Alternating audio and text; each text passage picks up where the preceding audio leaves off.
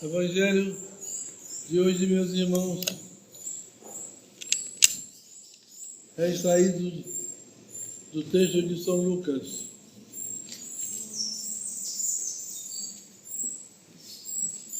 Naquele tempo, tendo-se reunido muito povo, e como os habitantes de várias cidades tivessem ido a Jesus, ele lhes propôs esta parábola. Saiu o semeador a semear sua semente, e ao semeá-la,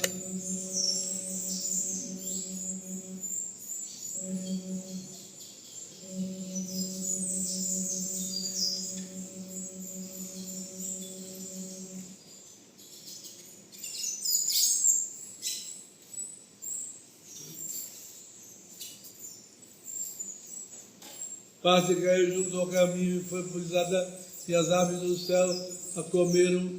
Outra parte caiu sobre a pedra, e quando nasceu, secou logo por não haver umidade. Outra parte caiu entre espinhos, e os espinhos, nascendo com ela, a sufocaram. E outra parte caiu em terra boa, e depois de nascer deu fruto, 100 por um. Dito isso, clamou-lhes: quem tem ouvido para ouvir, que ouça. Os discípulos perguntaram-lhe, pois, que significava essa parábola. Ele lhes respondeu: a vós é dado conhecer o mistério do reino de Deus, mas aos outros se fala em parábolas, para que olhando não vejam, ouvindo não entendam. Este é, pois, o sentido da parábola. A semente é a palavra de Deus, que está ao longo do caminho. São os que a ouvem, mas vindo depois do demônio, tira-lhes a palavra do coração, para que não se salvem, crendo nela. Os diz sobre a pedra são os que recebem com gosto a palavra, quando a ouviram, porém estes não têm raízes, até certo tempo acreditam, mas no tempo da tentação se desviam. Aquela que caiu entre espinhos são esses que ouviram, mas indo afogam-se com cuidado, riquezas e deleites da vida, e não dão fruto.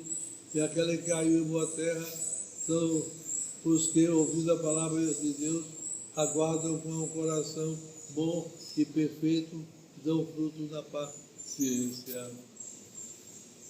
No sinal da Santa Cruz do nosso Senhor, os inimigos, do Pai, do Filho e do Espírito Santo. Amém. Meus irmãos, pode ser nosso Deus.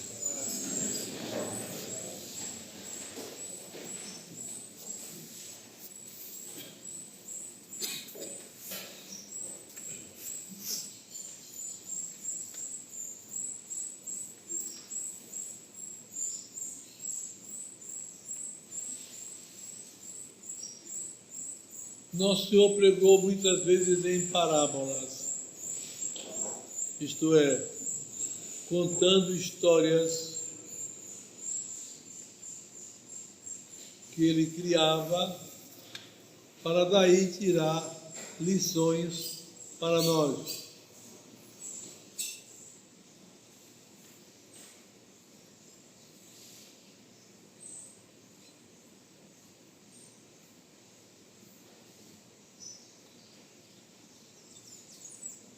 Essas parábolas a esta: o reino do céu se parece a um semeador.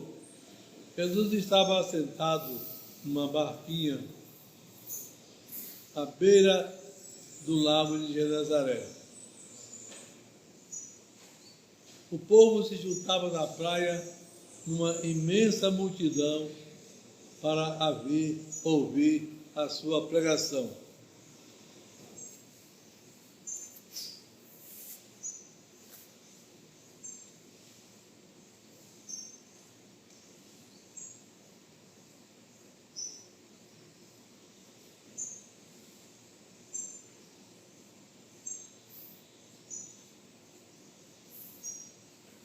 Em frente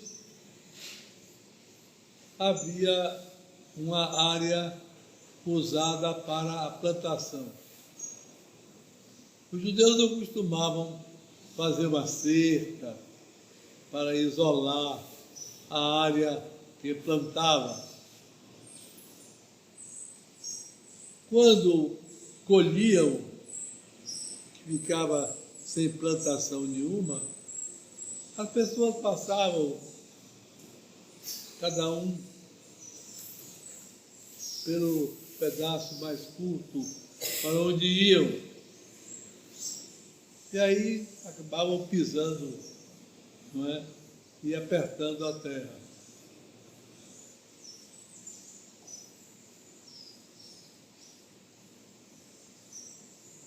Era um solo fértil, um solo que produzia fruto bastante.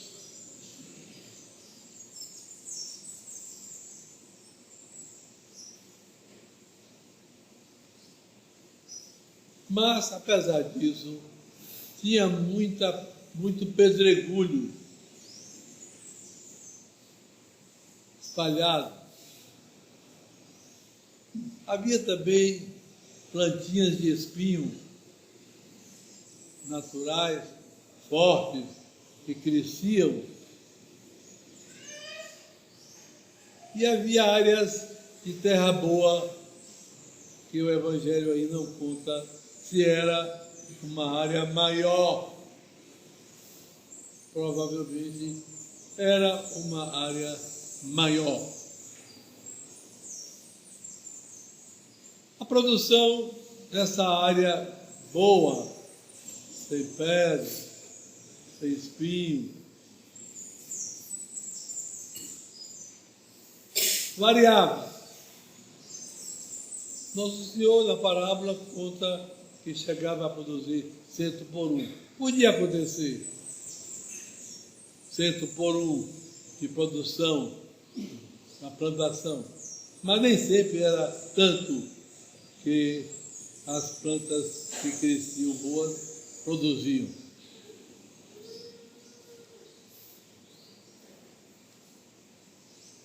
Uma parte caía no caminho onde o povo passava durante o tempo de não plantação, e depois vinham as aves do céu. Por exemplo, se encontra muito pardal lá, que comiam as sementes.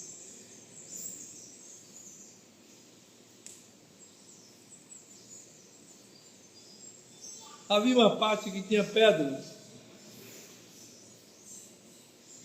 Por causa da chuva, entre as pedras havia umidade. E as plantas cresciam. Mas a parte de água úmida não era muito profunda, até mesmo por causa das pedras. Então, depois de crescerem até certo tamanho, morriam. Outra parte caía onde havia muito espinheiro e cresciam junto com as sementes boas, mas as plantas que a gente sabe que nascem à toa, que são de mato, não é? São mais fortes, mais resistentes, aguentam mais as dificuldades, são mais difíceis de morrer. Então elas crescendo acabam sufocando a boa semente e morre por isso. A quarta parte é de plantação boa.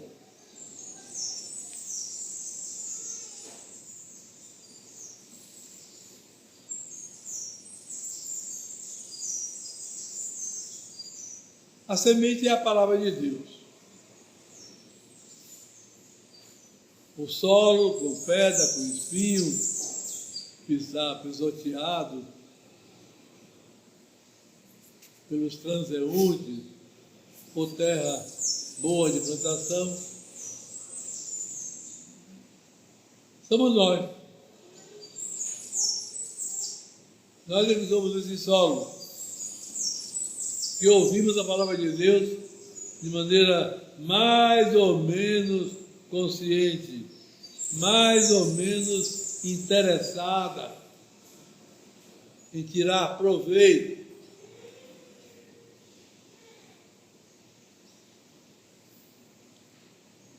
E parece que é mais uma tentação para nós, ao ouvir esta palavra de nosso Senhor,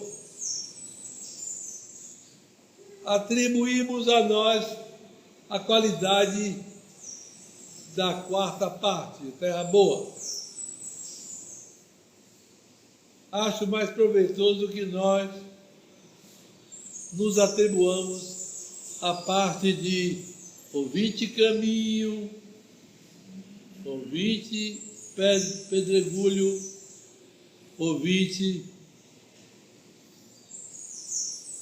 espinho.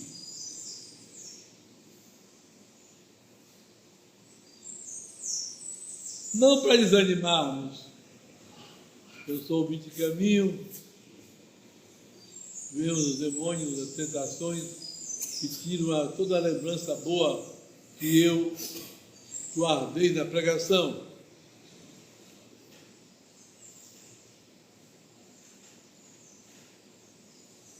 Ou as paixões,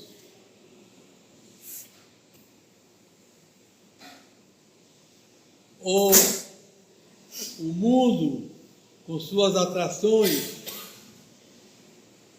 que nos desviam de Deus, nos desviam de sua palavra, impedindo assim a nossa salvação. O que fazer? Bem, me parece que é proveitoso que nós pensemos de nós mesmos. Até que ponto eu sou um ouvinte caminho, uma pessoa distraída, que não dá muita atenção à pregação e depois da Santa Missa vai para casa, se esquece completamente dos bons conselhos que nos foram transmitidos. Ou somos levados pela própria miséria pessoal, caindo em pecados, cedendo a maus pensamentos, ou nos deixando levar pelo mundo. Hoje, muito mais do que naquele tempo, esses recursos, vamos dizer, diabólicos, desviadores do bem que a palavra de Deus pode produzir em nós, esses recursos são muito mais numerosos. Podemos citar alguns. Um recurso muito comum: o televisor nas casas. Quanto desvio, quanta desatenção, quanta distração, quanta tentação não trazem esses programas de televisão às casas. Quanta perda de tempo. Às vezes, por exemplo, a dona da casa tem tanto o que fazer de proveito para casa, tira um tempo precioso para estar vendo aquelas coisas. Outra fonte perigosa hoje, muito espalhada, é o telefone celular, não é?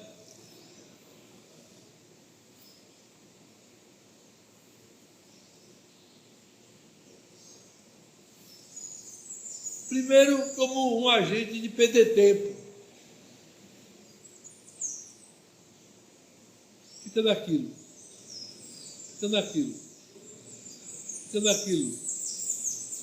Nunca para, nunca se cansa. Vai até com boa intenção de saber notícias importantes, por exemplo, de nossa pátria, todo mundo, para nos guiar em nosso comportamento pessoal, ou familiar, ou social. Mas, quando liga aquilo, aparece uma multidão. Primeiro, uma multidão de bobagens.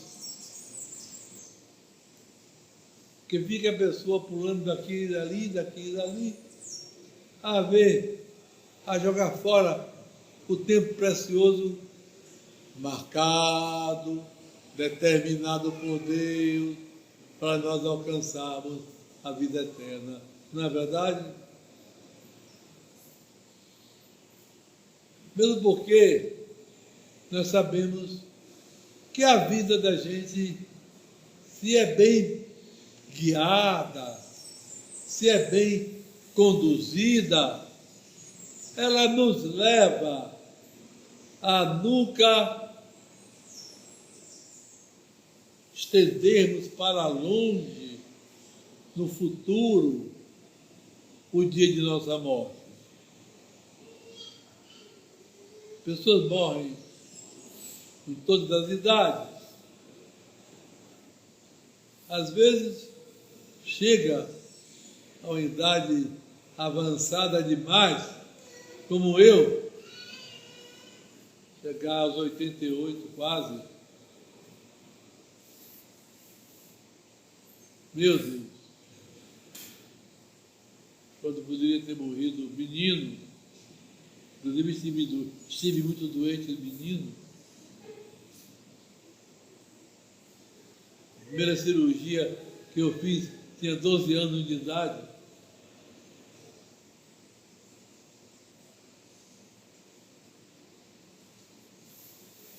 Ou mais tarde um pouco, o organismo da gente, a gente não conhece direito como ele vai, até que ponto está tudo funcionando em ordem. Nenhum de nós sabe, porque nenhum de nós pode garantir, não é verdade?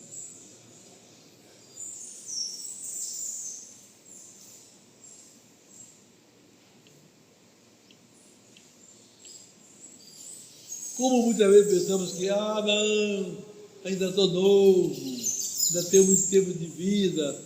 Tem? Quem lhe garante que tem? Na verdade, como ensinam os livros piedosos, de manhã, ao levantar-te, não penses que chegarás à noite. E de noite ao deitar-te, não julgues que amanhecerás no dia seguinte. E a gente conhece muitos exemplos curiosos.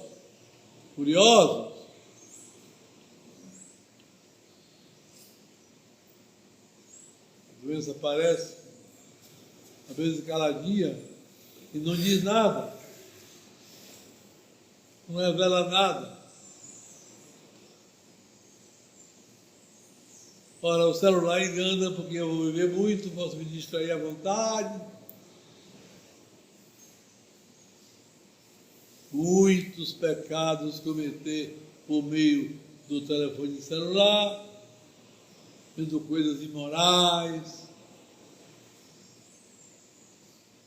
Eu sei que a pessoa pode nunca ver aquilo. Pode sim, eu sei.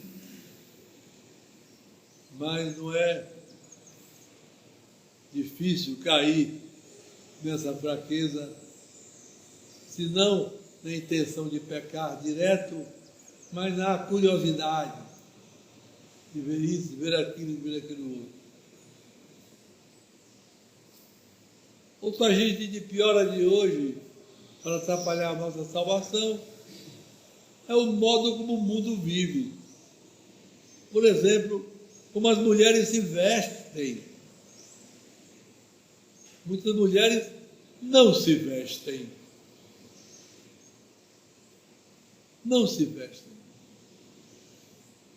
Ainda essa semana eu ia passando numa rua, dentro do carro,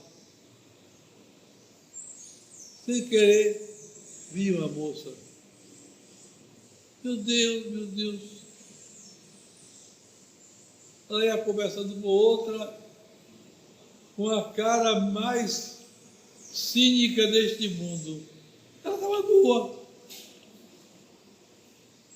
Ela não tinha quase nada de roupa, quase nada. Conversando, comentar, outra pessoa séria, quando de fato não é. E nossos olhos,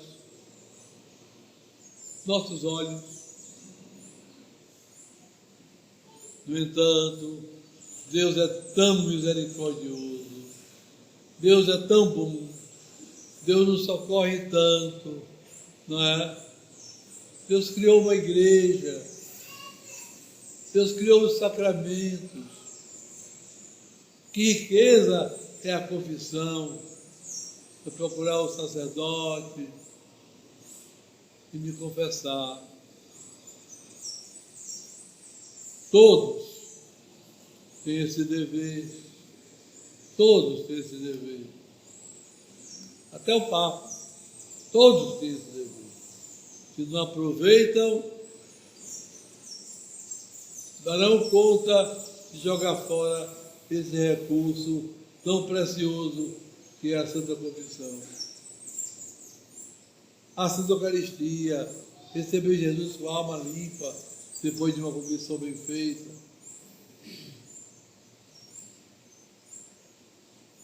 Significa de riqueza para nós essa presença de Nosso Senhor, que inclusive pode ser multiplicada pela comunhão espiritual, não é? Eu comunguei de manhã, mais tarde me lembro de Nosso Senhor, me imagino voando até a igreja, adorando Nosso Senhor, pedindo ali, e venha a mim de novo. Porque a comunhão espiritual não é uma coisa à toa, é uma coisa eficaz. E tantos outros recursos.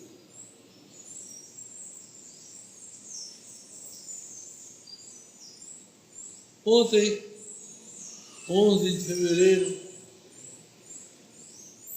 foi aniversário da primeira das 18 aparições de Nossa Senhora na gruta de Massabielle, em Lourdes, pertinho da cidade de Lourdes, hoje na cidade que cresceu.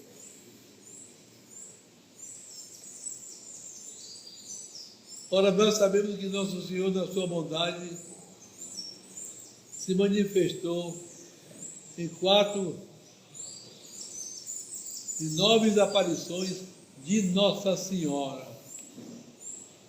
De Nossa Senhora.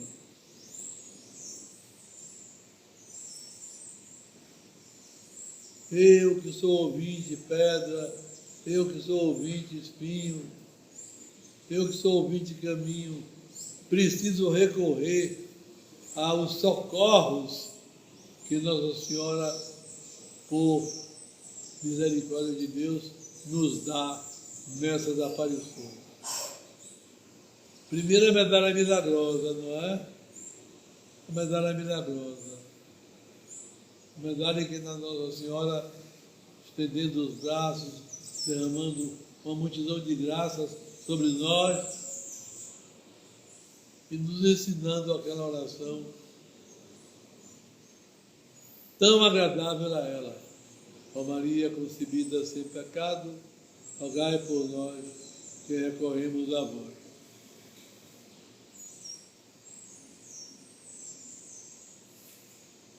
E nós sabemos quantas graças imensas Nossa Senhora das Graças, pela medalha, tem produzido através do tempo. Recordemos o padre Afonso Ratisbona, um judeu que não acreditava em Jesus Cristo e que, por meio da medalha milagrosa, é convertido por ela, transformado de repente num católico. Recebe luzes para compreender a doutrina católica num instante e é transformado.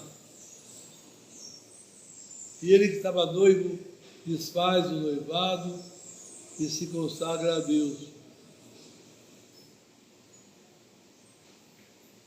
Ora, nós sabemos que depois de muitos anos, ele já é um padre famoso na Europa, ele sabia que a freira, aqui Nossa Senhora que tinha dado a medalha, ainda era viva.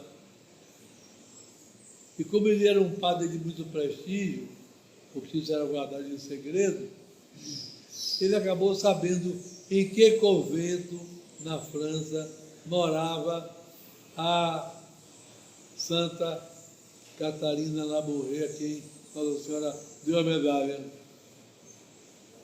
E viajou para essa cidade e foi até esse convento. Ele queria conhecer a Santa que viu Nossa Senhora. E Deus permitiu que ele conhecesse sem saber.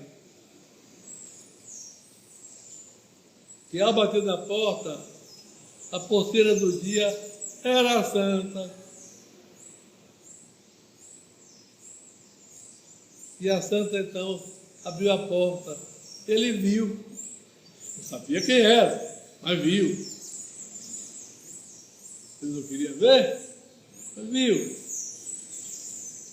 Irmã, eu sou o padre Afonso Ratisbona. Quem não conhecia na Europa inteira aquele homem? Esperando talvez da irmã, quem sabe, o senhor, o padre Afonso, que recebeu o milagre da medalha? Mas ela não disse nada. Ela vivia toda em Nossa Senhora. Ela não tinha o que se admirar. Eu sou o padre Afonso Ratisbona e quero falar com a Madre Superiora. Quando a Superiora chegou, ele disse na sala de visita: Madre, eu quero conhecer a irmã a quem Nossa Senhora deu a medalha. E eu sei de certeza que ela mora aqui. Mas os superiores maiores da ordem guardavam tão fechado esse segredo que nem a superiora do convento sabia que a irmã que tinha visto Nossa Senhora morava ali. Aqui, padre? Não. Se ela morasse aqui, eu sou superiora, eu sabia. Tinham me dito. Adiante, numa outra sala, estava a irmã Catarina, que devia esperar alguém que quisesse bater na porta da porteira, devia trabalhar ali por perto, devia ficar parada, estava fazendo faxina na sala. Irmã Catarina, sim, madre, este senhor aqui é o padre Afonso Ratisbona. Ele veio cá porque disse que tem certeza que a irmã a quem Nossa Senhora deu a medalha mora aqui. Ela é na própria, né? A senhora já ouviu dizer que a irmã a quem Nossa Senhora deu a medalha mora aqui? Ela nunca ouviu dizer. Ela sabia quem era, mas não ouviu dizer. Então não mentiu. Não, madre, nunca ouvi dizer.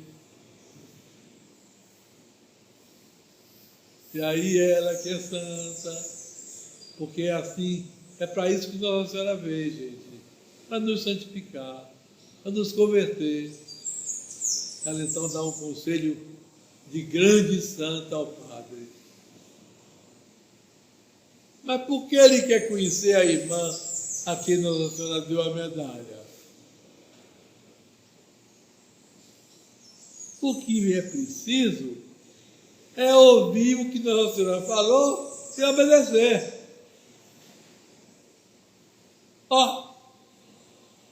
E continuou fazendo o trabalho dela. Aí o padre disse à madre, essa freirinha é uma grande sábia. Eu vou atender ao conselho dela. Não vou procurar mais saber quem é aquela que a Nossa Senhora deu a medalha. Eu vou ouvir o que a Nossa Senhora mandou, porque ela falou e pronto. E assim a gente aprende, não é? Porque na Igreja Católica está todo o segredo de Deus. Na Igreja Católica está todo o segredo de Deus. Todas as maravilhas da santidade. Por isso, por que a Igreja Católica produz, entra ano sai ano, entra ano sai ano, entra ano sai ano, gente? Produz santos. Ela produz santos. Às vezes são grandes pecadores que descobrem a Igreja Católica e mudam cada vez melhor e para sempre. Quando terminam esta vida, estão naquela maravilha toda, de graças que correspondeu. Nossa Senhora aparece na Salete, chorando por causa dos pecados. Por causa dos pecados dentro da Igreja Católica, da Igreja verdadeira. Em vez dos católicos serem homens santos.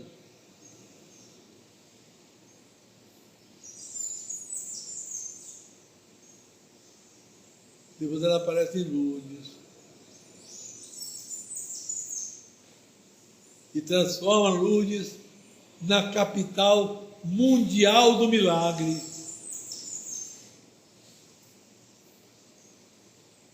Na capital mundial do milagre.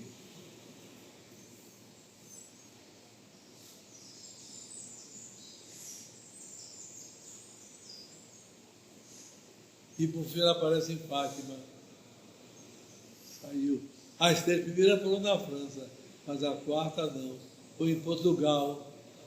A Lúcia, Jacinta e Francisco. As 3 crianças católicas, puras, limpinhas de pecado.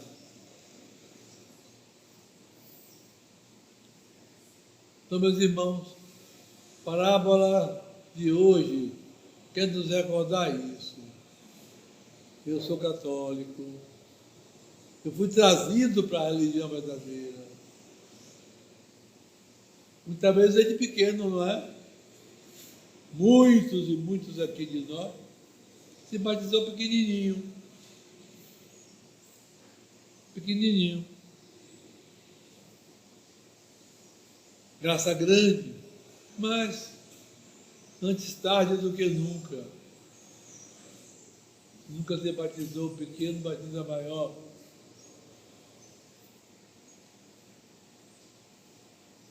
Nossa Senhora vem dar avisos.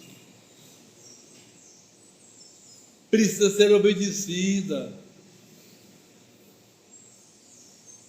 Até hoje, Nossa Senhora avisou que o Papa com os bispos do mundo todo deveriam consagrar a Rússia ao coração dela e ela converteria a Rússia e haveria uma melhora no catolicismo no mundo todo.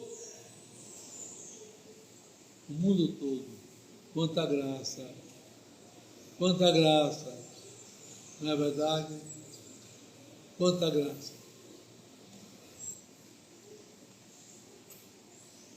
Para essas graças nascemos. Para por meio dessas graças alcançarmos o céu. Quero pedir a todos que rezem pelo Padre Joaquim. Ficar curado com um tumor tão grave como é o dele, e raro.